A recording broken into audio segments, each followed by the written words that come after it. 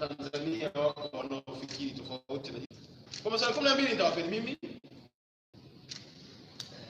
Na vile vile mshindi wa kila swali atapata $100,000.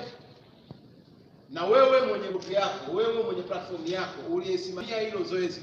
Na ukopa kutoa mfano hapa, naweza kusema channel fulani kwa anaanza kupigia debe tena channel fulani. Kwa mfano, hii ndio group yako. Basi na rangi zote hapa. Hii ndio group yako hii. Umeenda ukamrekodi mtu kwa maswali yale 12 niliyokupa au maswali 12 uliobuni wewe. Alafu yule mtu alipokujibu ukatengeneza ile clip yako, ukaiposti kwenye mtandao wako. Viewers wakaongezeka. Ukatoka pale ukaizungusha kwenye mitandao ya WhatsApp. Ukaweka kwenye platform zingine, watu wakaangalia. Yaani kwa lugha nyingine ni kwamba clip yako ikawa maarufu na logo yako uliyoweka kwenye ile clip. Wewe tunakupa $1,000,000. Tarehe 5 ukumbi huu utatumika kukabidhi hizo fedha. Na wale wananchi uliowahoji kwa sababu utachukua namba yake ya simu na nini, na yeye atakuja kuchukua $100,000 ya kwake. Sasa aidha amejibu vizuri kwenye yale maswali yangu 12 au amejibu vizuri kwenye yale maswali yako ya ubunifu, yale ya kufurahisha, ya kufikirisha, ya kuchekesha. Sasa maeneo 4 ambayo nitayatumia kuwauliza watu maswali. Eneo la kwanza, haya maswali lazima yaulizwe baba. Yaani watu wamekaa pale wanakata maji yao vizuri, uliza swali lako pale. Eneo la pili, haya maswali yangu mkaniulizie saluni.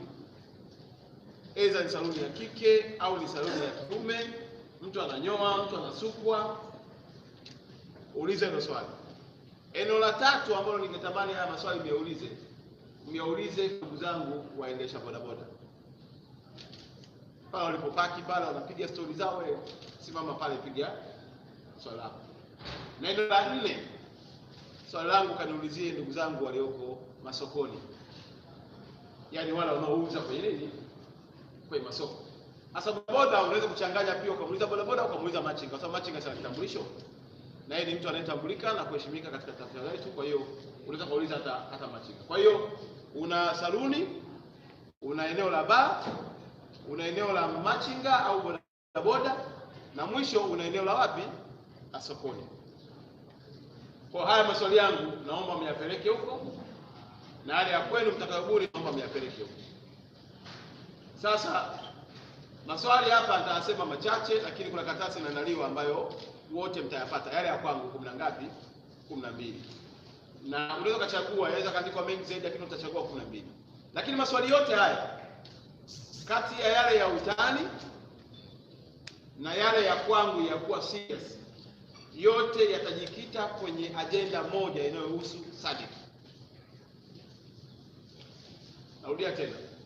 Maswali yangu haya, yale ya utani na yale ya kwangu ya mambo serious 12, yote yataulizwa kwenye agenda moja inayohusu nini? SADC. Kwa hiyo wewe kwa maswali yako 12 buni swali lolote linalohusu jambo la nini? La SADC. Mfahamu ya kwamba mwezi ujao tutakuwa na mkutano mkubwa sana hapa Dar es Salaam.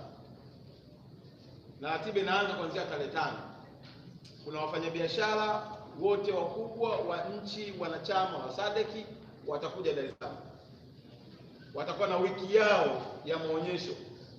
Lakini la pili, tutakuwa na viongozi, makatibu wakuu watakuja kutoka kwenye hizo nchi.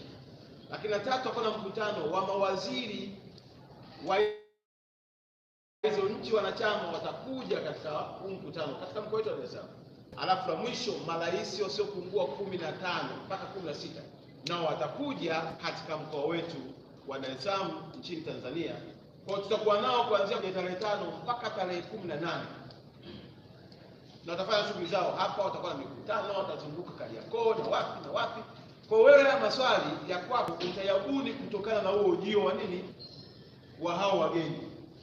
Na theme yetu ni mkutano wetu wa SADC 2019 kufanyika ndani ya nchi yetu ya Tanzania, mkoa wetu wa Dar es Salaam, na kwa mara ya kwanza kwa Rais Magufuli kuwa mwenyeji wa huo mkutano kwa SADC. Sasa fikiria utakapoweza, ingia kwenye mitandao, cheki kila swali unalotaka, buni, lakini ya kwangu nitakayokupa yaliyokuwa yameandikwa machache yake naomba nikupatie sasa. Na baadaye mtapata kwa maandishi kwa sababu nyinyi mtakuwa nayo, mtaenda nayo mtaani. Kwa la kwanza unaweza kuuliza, unafikiri ni sababu zipi zilizopelekea marais wote wa nchi wanachama wa SADC 16 wakakubali Rais Magufuli awe kiongozi wao mwezi wa 8 2019 ndani ya nchi ya Tanzania?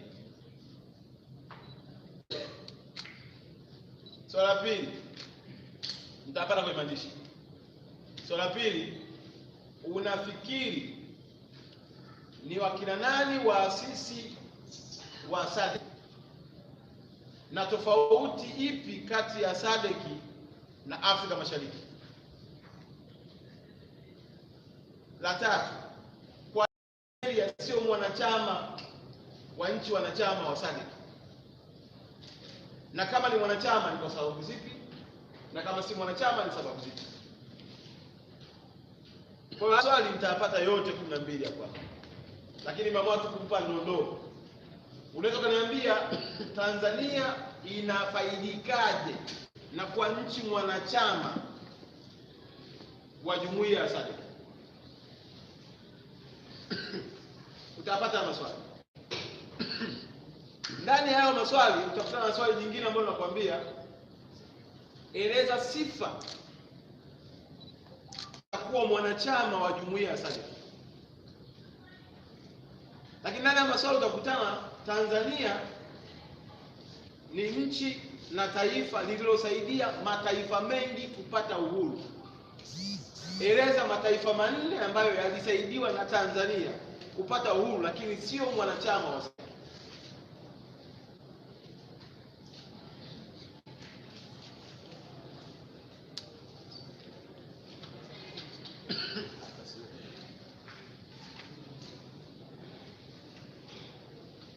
Mmenielewa vizuri ndugu zangu?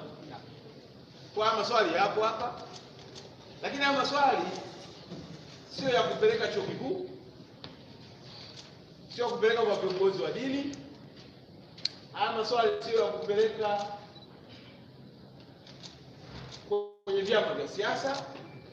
Nataka haya maswali yaende yaende saluni, yaende kwa waendesha bodaboda pamoja na madereva na ndugu zangu wa machinga. Maswali haya yaende masokoni. Kwa hiyo wewe ukishatengeneza maswali yako, nitakayokupa haya na yale niliyosema ya kwako mwenyewe, ufahamu hizi zawadi mbili tofauti.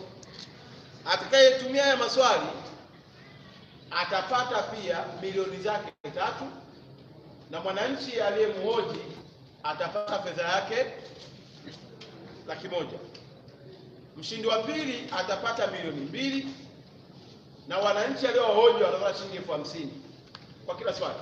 Mshindi wa tatu naye atapata milioni 1, na wananchi aliohoji watapata shilingi 10,000. Kwa hiyo wewe ukipata kuwa mshindi wa kwanza, maana yake wewe mwenyewe block yako inachukua milioni 3. Lakini wananchi wale waliohoji yale maswali 12 na wao watapata 100,000.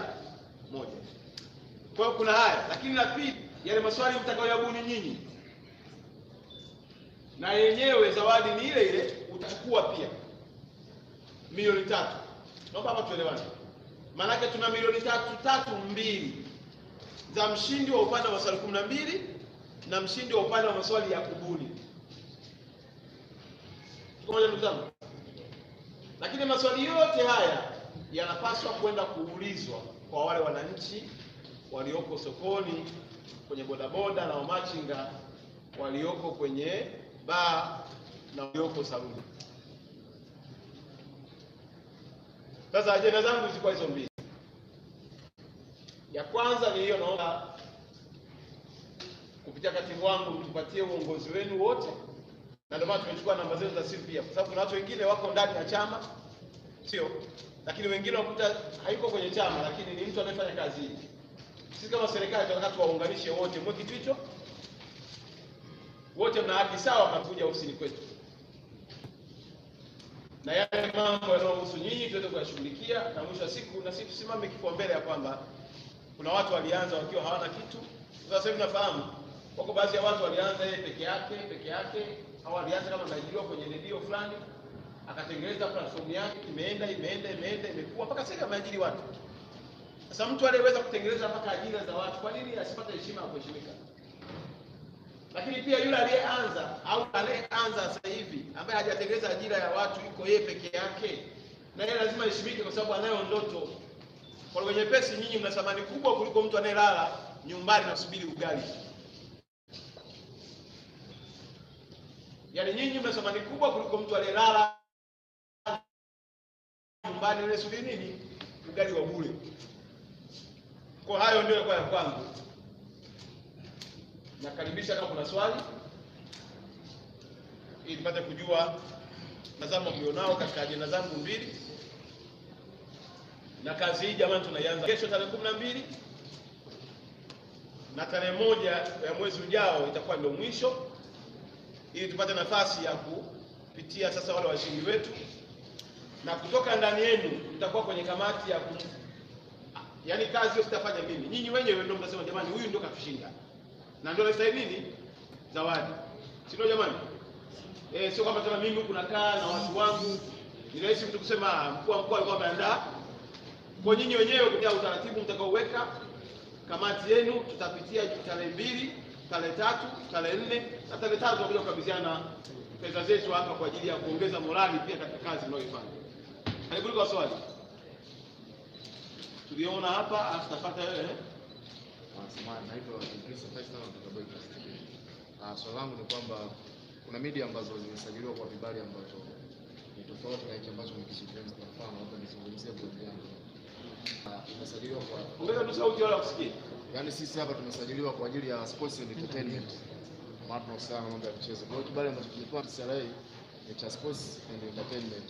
Sasa vipi tunaenda kufanya shughuli ya SADC? SADC ina kila kitu. Sijakuelewa kile. Maana SADC ni wewe. Unajua ndio tunasemaje? Sasa hapa nikikueleza itakuwa simekupa majibu. Na kwanza hii kazi nimekupa ni kazi ya serikali. Hakuna mtu akukuhoji. Si unaelewa? Yaani hii kazi ya kwanza muifanye kwa moyo mkunjufu bila hofu. Na wala sio kazi hii ya kusema kuna mtu ana leseni ya michezo. Kazi hii mnafanya wote. Unaelewa ndugu zangu? Kama kuna mtu akushtaki atanishtaki mimi kwanza, sio wewe. Maana kazi hii imetumwa na serikali. Sasa tuone nani mwenye serikali tofauti na hii ya Rais Magufuli anaweza kuja kukamata wewe kwa sababu umemhoji mtu juu ya habari ya nini? Ya SADC. Lakini sio tu hivyo. Hata ndani ya SADC kuna mambo mengi. SADC ina kilimo, SADC ina mpira, SADC ina uchumi, SADC ina siasa, ina vitu vingi ndani yake. SADC ina ulinzi. Kwa hiyo wewe unachagua wewe unataka kwenda kwenye eneo lako fulani tu, unatafuta utofauti wako. Yaani hapa tutazidiana pia kwa utofauti. Sio wewe kabisa.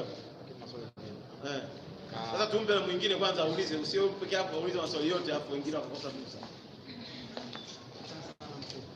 Mimi naitwa Shaban Lulela natokea Habarika 24 blog. Sauti tu iongeze nataka wewe kula asikie ili yeye asiongee wakati unaongea.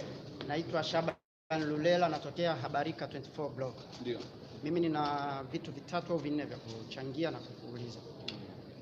Kitu cha kwanza umezungumzia kuhusu changamoto ambazo sisi zinatukabili kama bloggers. Sisi kwanza tuna umoja tayari ambao uko registered. Unaitwa Tanzania Bloggers Network. Tanzania Bloggers Network of course imekuta nayo imegawanyika. Na imegawanyika ni kwa sababu ya vitu viwili. Sasa ngoja kwanza. Tulia kwanza. Nimesema mambo haya. Mmoja nimesema kupitia uongozi wenu. Kwa tunapokuja kwenye jambo la umoja wenu, changamoto zenu, manake tunaanza kwenye umoja unaojulikana. Yes. Na nikasema kuna wengine sio wanachama. Kwa sababu naelewa kwenye maumoja haya ni kama vile kwenye siasa kuna watu sio wanachama wa vyama vya siasa lakini wananchi. Sasa mtaacha kuwasikiliza kwa sababu wao wako kwenye chama. Ndio nikasema na wao lazima tusikilize. Sasa issue ni kwamba sisi tunachohitaji kwanza hizo changamoto zetu zote sisi wewe kama utaweza waite viongozi wa Tanzania Bloggers Network wakae na wewe wajadili sisi kwanza tutajadili, alafu wao wakuletee wewe. Ndio nilichosema. Uko nasikia tupelekee TCRA. Sasa TCRA wao wanatusumbua sasa hivi. Naweza kusema wanatusumbua. Ndio naomba nirudie tena. Jambo la unajua shida moja mimi ambayo napendaga. Ukienda mahala sikiliza kwanza. Usio una kitu kichwani ambacho kinazuia hata kufanya nini? Sikiliza. Nimeeleza hapa vizuri kabisa kwamba ninajua kuna umoja. Lakini pia ninajua kuna watu ambao hawako ndani ya ule umoja. Kwa mantiki hiyo, watu wote hawa lazima wafanye nini? Wasikilizwe. Na nikasema sisi ni serikali, lazima nyinyi nyote kimbilio lenu ni wapi? Kweli. Pamoja na tofauti ya kuwa ndani ya umoja na kutokuwa ndani ya umoja, lakini wote ni wananchi. Na lazima mfanye nini? Msikilizwe. Na nikasema kwa ajenda hiyo nitakutana na viongozi wenu na wale wengine. Alafu baada ya pale nikasema yale ambayo yako ndani ya uwezo wangu nitashughulikia. Yale ambayo hayako ndani ya uwezo wangu yanahitaji wizara, tutaenda. Yanayohitaji wizara ya mawasiliano tutaenda. Si nisema hivyo? Sasa mzee wapi tena unapo? Sawa. Sasa hii kazi pia uliyoitoa kuna ambao hawajasajili blogs. Na kama hawajasajili blogs hawana access yoyote ya kuweza kurusha hayo maswali, kwa sababu blogs zao mtu haruhusiwi kurusha, akirusha atakamatwa. Je, tunafanyaje? Umepewa kazi na nani? Wewe unajua wewe umefikaje kuwa blogger? Naomba mwingine. Asante. Naitwa Daudi kutokea Mwendo Kasi TV. Kwanza nashukuru mheshimiwa kwa kutupa nafasi. Sikizane basi. Nashukuru mheshimiwa kwa kutupa hii nafasi, lakini katika mazingira ambayo umetupa kwa ajili ya kuhoja maswali ni mazingira ambayo kidogo yana changamoto. Kitu ambacho nilikuwa naomba mimi ni kwamba je, tunaweza kupata ID angalau hata temporary ambazo zinatoka moja kwa moja kwa mkuu wa mkoa ili kusudi tuweze kuwa na urahisi kuweza kuuliza maswali katika mazingira hayo. Haya, swali zuri jingine? Kwa nini tupende kiasi katika Kiswahili? Swali langu ni kwamba nimesema kuna maswali yako 12 na 12 ambayo tutabuni sisi. Katika wale maswali 12 tunaobuni sisi na yenyewe yote yana based on study, kama unaweza kufanya ukawa creative kidogo kutoka nje kidogo ya study. Study ni kubwa mno. Yaani wewe chochote unachokiongelea hapa duniani study kikipo pia. Kwa sababu ni wanachama, ni nchi, zina michezo, zina uchumi, zina siasa, zina kila kitu. Kwa hiyo hakuna kitu ambacho takikosa ndani ya SADC. Nimesema ajenda pale ni SADC. Kama una swali useme ni kwa swali na yaani wewe ni SADC. Wewe chukua neno SADC ni nchi gani? Ni wanachama wa jumuiya nchi kadhaa. Mle ndani kuna nini? Manake mambo yako yote yatajikita kwenye jambo hilo. Ni kama unavyoongelea nyumba, dirisha ni sehemu ya nyumba, kioo ni sehemu ya nyumba, tiles ni sehemu ya nyumba, bati ni sehemu ya nyumba, taa ni sehemu ya nyumba, choo ni sehemu ya furniture, jiko. Lakini tumesema nyumba. Kwa hiyo kama nilivyokuambia hii ni SADC. Maana ndani yake kuna vitu vingi. After kuja baadaye. Naitwa Frank Bryson na Mkesu Kutelia TV. Swali langu ni kwamba hili shindano ambalo umetoa linahusu mkoa wa Dar es Salaam au mikoa yote ya nchi ya Tanzania? Nyingine? Sawa. Mimi naitwa Gilbert Boni, natokea Giligoni la NCB. Mheshimiwa, kwanza nikupongeze kwa hili. Kwa hili la pili limepita na kupongeza, lakini swali langu ni kwenye swala la kwanza la changamoto na namna ya kukutana. Kama nitakuwa nimekusikiliza kwa makini, sidhani kama utakuwa umetaja lini tutaonana, na kama umesema banaki tutakuwa ya kusikia. Naomba unisaidie hapo, kwa sababu moja kati ya kitu ambacho walikuwa anatamani kukisikia pia kutoka kwako ni pamoja na hiki ambacho unakizungumza kwenye swala la changamoto, ambapo ndani yake kuna swala la kujisajili na mambo mengine. Kwa hivyo nilikuwa naomba uniambie kwamba lini ambapo tutaonana pengine tutakapokutana kwenye hiyo kamati ambayo umependekeza. Sasa hilo swala ni jamani, kuna maswali mawili hapa naomba niyajibu, alafu nitauliza maswali, nitaomba maswali mengine mawili ili tuweze kuachana, kwa sababu unajua kwanza mmewahi na mna kazi nyingi pia, na hii ya kwanza nataka mtoke nayo mkaanze kuifanyia kazi. Na uzuri wenu ni moja tu, sifa moja kubwa mlionayo ni kwamba nyinyi hamcheleweshi habari, si ndio? Sasa sitaki mimi niwe sehemu ya kuwachelewesha ili nyinyi mcheleweshe habari. Swala la kwanza ambalo nimeulizwa, ambalo jema nikalitolea majibu, je, inawezekana tukawa na D? Mimi nilivyokuwa nafikiri ya kwamba nyinyi hata hapa nikiangalia, unajua hivi vyote ni vitambulisho, si tuko pamoja? Yaani hizi zote ni identity za watu. Yaani ukisoma hapa unaona kabisa kwamba huyu ni fulani, huyu ni fulani, huyu ni fulani. Ofisi yangu ina uwezo wa kuwapa vitambulisho. Mngetaka hata t-shirt zilizoandikwa SADC 2019 Tanzania, mnaweza kufanya nini? Kuzipata. Lakini kafikiri kwa sababu na nyinyi mna ofisi zenu, sio jambo jema kuwavalisha kitambulisho cha ofisi moja. Kwangu mimi nifikiri hivyo. Kuwapa kitambulisho sio tatizo. Naweza kutengeneza kitambulisho nikasaini mwenyewe, tukapiga na picha zetu kabisa kwa kazi maalum, inawezekana. Mkikubali hilo, ninaweza kuanza mchakato na majina tumeshachukua hapa, na wengine watakaoongezeka tukaanza process kabla wiki hii haijaisha, kila mtu akawa na kitambulisho chake. Inawezekana. Kwa hiyo ni maamuzi yenu, niwapatie mimi vitambulisho ambazo lazima mlete picha zenu tuziweke pale, au mtumie blog zenu ambazo zinajulikana, ninyi wewe mkiamua. La pili ambalo limesemwa hapa, lini tunaweza kukutana? Hapa ndio tumeanza kukutana. Na kuna mambo mawili nimeyasema hapa, very sensitive. Moja, changamoto za kwenu. Lakini ya pili nimesema wananchi wanavyowatazameni. Si tumeelewana vizuri?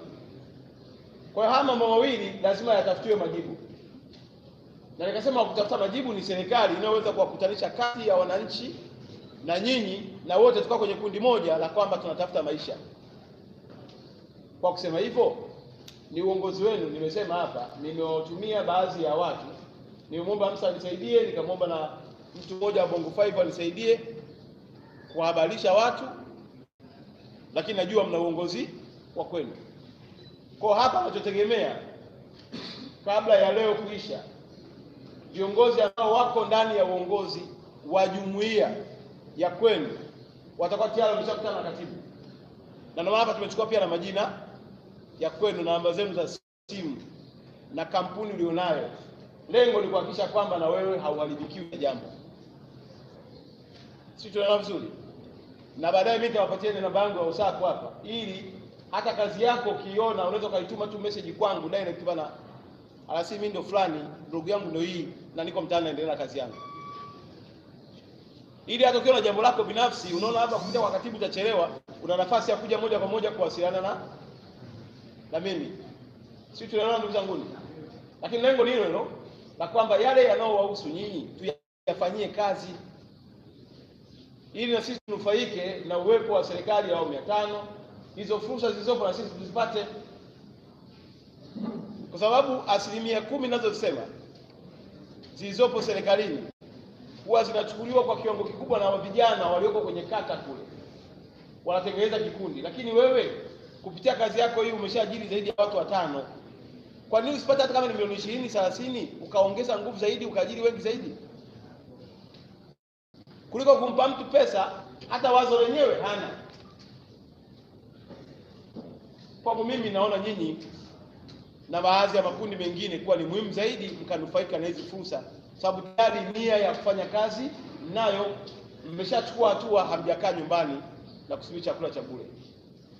Kwa kama kuna viongozi wako hapa ambao wako kwenye association ya bloggers, naomba tukutane nao hapa ili tupange na tarehe yetu ya kukutana, Lakini pia kama kuna watu sio wanachama wa hii jumuiya ya mitandao, basi tumuone katibu katika orodha ya majina yetu yale, tupange modality pia kupata mawazo yenu na changamoto zenu, ili kwa pamoja kama serikali tutafute majawabu. Nimeleka ndugu zangu. Kuna swali jingine la mwisho labda?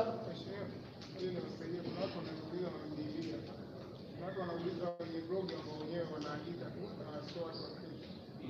lakini wana blog kwa maana ya kuandika. Sasa wao wamekuwa wakiniuliza kuna sasa kwa sisi kwa sisi hata mmoja sisi na nishi. Sasa nafikiri labda hiyo ungeiweka sawa. Wanaandika kwenye yani unakuta si blog na blog kama blog. Yeah. Ile website. Wanaandika wanaweka na picha. Si na watu wanaosoma. Wengi sana magazeti na TV. Si kuna watu wanasoma lakini kwa sababu ile mimi naifahamu, hata kakangu yanayo. Si kuna watu wanasoma? Na si watu tunapita pale wanasoma, unaiona hata iko hata kwenye WhatsApp huwa zinaforwardiwa. Mtu akiforward ana click ile link anasoma. Ile inaviwa. Sasa viwa niko bado ambao ni siri yangu mimi msoma na ni mtengenezaji. Yaani kwa sawa ndio unasema kwamba inaviwa. ipo. Sasa kwani unawatengeneza wale wale? Kuna wataalamu mzee.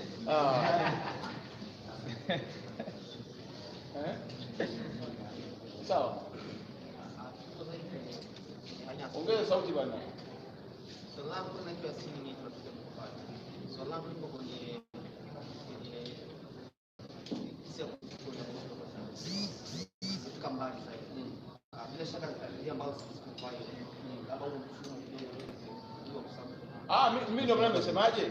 Mimi kwa upande wangu kama serikali ninaweza kupata access ya kujua habari imeenda viral kiasi gani. Lakini nikasema tutatengeneza kamati kutoka ndani yenu.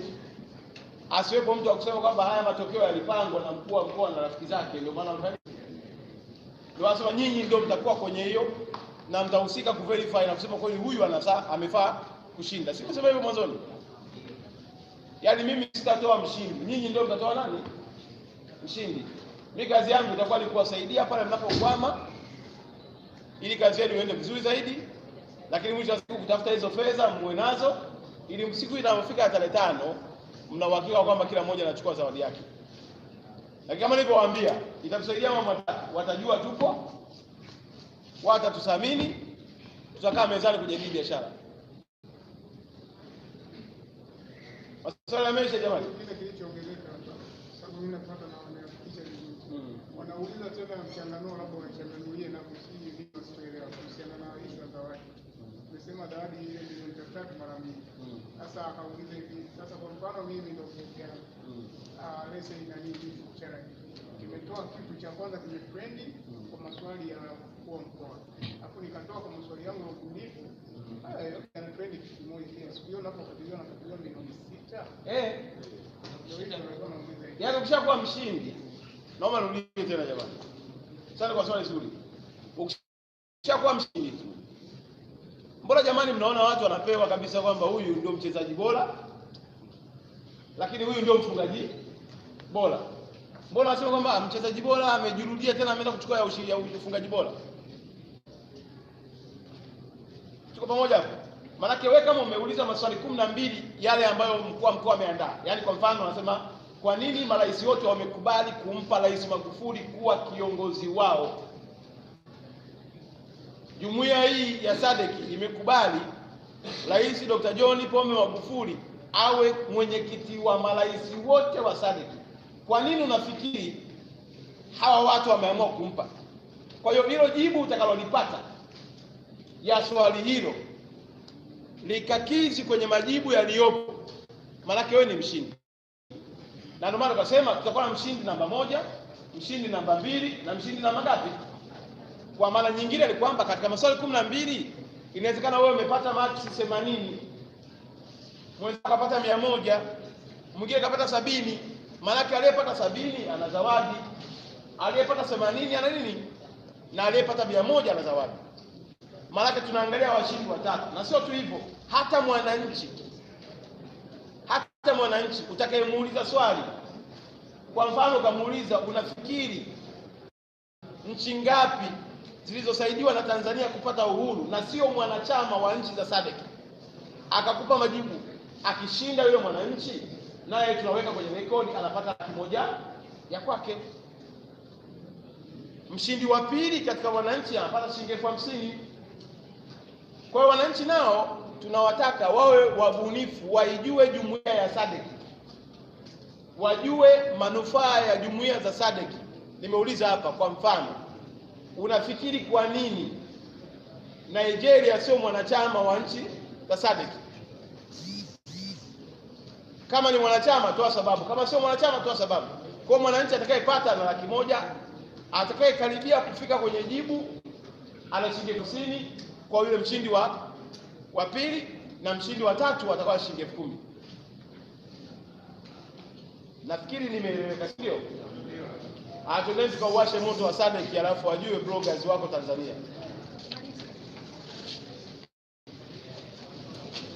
Lakini kama kuna mtu hajaandika namba zake za simu, hajaandika jina lake, na baada hapa watu wote mlioandika na wenye email tunawatumia pia maswali yetu yote.